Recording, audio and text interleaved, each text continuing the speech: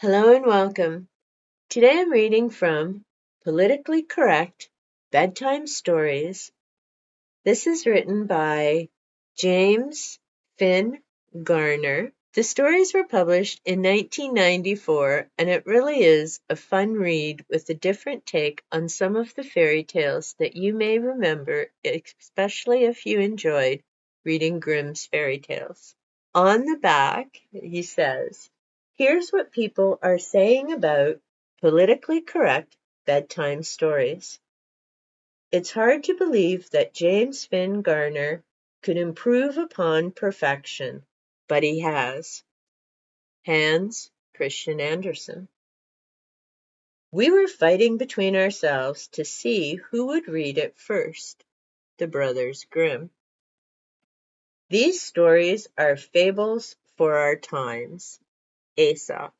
Those obviously aren't real quotes by people, especially Aesop, and I'm sure of it because I have a copy of Aesop's Fables from when I was a kid, making that book over 50 years old, and Aesop was from a very long time ago.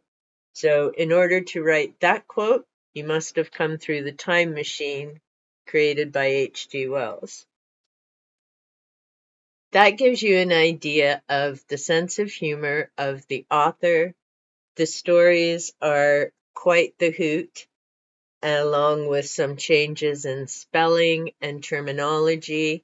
And even as he says in the intro, even though these were politically correct at the time they were written, in the future, that could definitely change.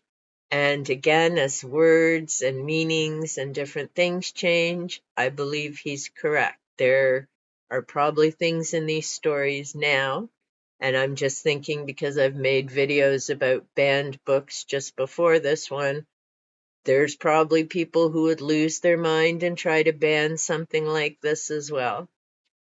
But on to the story. The Emperor's New Clothes. Far away in a time long past, there lived a traveling tailor who found himself in an unfamiliar country. Now tailors who move from place to place normally keep to themselves and are careful not to overstep the bounds of local decency. This tailor, though, was over gregarious and decorum impaired, and soon he was at a local inn, abusing alcohol, invading the personal space of the female employees, and telling unenlightened stories about tinkers, dung gatherers, and other tradespeople. The innkeeper complained to the police, who grabbed the tailor and dragged him in front of the emperor. As you might expect, a lifetime of belief in the absolute legitimacy of the monarchy and in the inherent superiority of males had turned the emperor into a vain and wisdom-challenged tyrant. The tailor noticed these traits and decided to use them to his advantage. The emperor asked, "Do you have any last requests before I banish you from my domain forever?" The tailor replied, "Only that your majesty allow me the honor of crafting a new royal wardrobe, for I have brought with me a special fabric that is so rare and fine that it can only be seen by certain people. The type of people you'd want to have in your realm. People who are politically correct, morally righteous, intellectually astute, culturally tolerant, and who don't smoke, drink, laugh at sexist jokes, watch too much television, listen to country music, or barbecue." After a moment's thought, the emperor agreed to this request. He was flattered by the fascist and testosterone-heavy idea that the empire and its inhabitants existed only to make him look good. It would be like having a trophy wife and multiplying that feeling by 100,000. Of course, no such rarefied fabric existed, Years of living outside the bounds of normal society had forced the tailor to develop his own moral code that obliged him to swindle and embarrass the emperor in the name of the independent craftspeople everywhere. So as he diligently labored, he was able to convince the emperor that he was cutting and sewing pieces of fabric that, in the strictest objective sense of reality, didn't exist. When the tailor announced that he was finished, the emperor looked at his new robes in the mirror.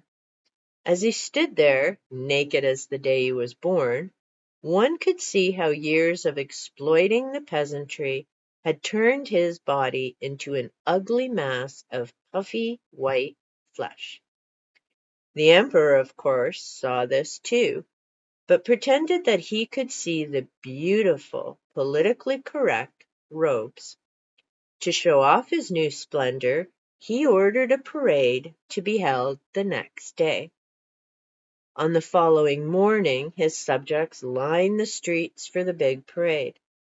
Word had spread about the emperor's new clothes that only enlightened people with healthy lifestyles could see, and everyone was determined to be more right-minded than his or her neighbor. The parade began with great hoopla.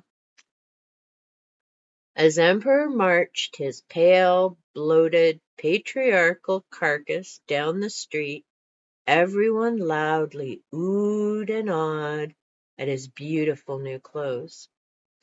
All except one small boy, who shouted, "The Emperor's naked!" The parade stopped. The Emperor paused.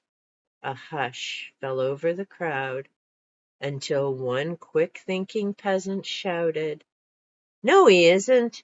The Emperor's merely endorsing a clothing-optional lifestyle." A cheer went up from the crowd, and the throng stripped off their clothes and danced in the sun as nature had intended. The country was clothing optional from that day forward, and the tailor, deprived of any livelihood, packed up his needle and thread, and was never heard from again. Like they say, out of the mouths of babes. Somewhat like the version of the Emperor's Clothes you may be familiar with. If you enjoyed this version by James Finn Garner, be sure to give that like button a little tickle. Leave me a comment down below, little thumbs up, smiley face, as those both help my channel get out to more people who may just need and enjoy a little chuckle. Also, if you enjoy content of a bookish nature, nature videos, or my silly cats once a week, be sure to hit that subscribe button and turn on the notification bell so you know when I upload content that may be of interest to you. Until next time, happy reading!